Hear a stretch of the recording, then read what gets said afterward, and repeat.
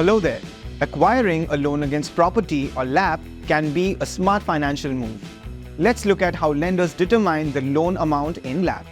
First, your property's current market value is evaluated. This is crucial as it serves as collateral for the loan. Next, your eligibility is assessed. This includes factors such as your income, credit history, age, and existing financial liabilities. Based on these, your loan to value or LTV ratio is calculated. So what exactly is LTV ratio? The LTV ratio determines the maximum loan amount you could get. In India, it typically ranges from 50% to 75% of property's value.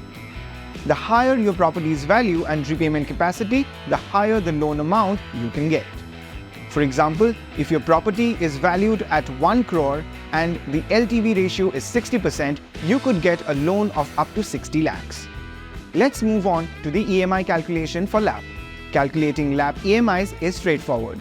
Here is the formula that you can use. Here, P is the loan amount, R is the monthly interest rate, and N is the loan tenure in months. The loan amount, interest rate, and tenure are key factors.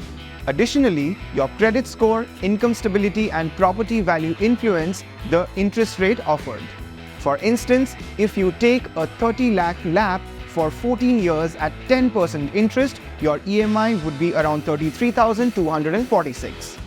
Here's a step-by-step calculation to help you understand.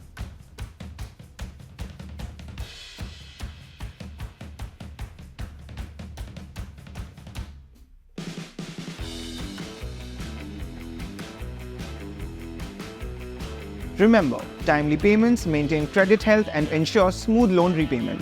Stay tuned for more such simplified financial content. Till then, keep watching, keep learning.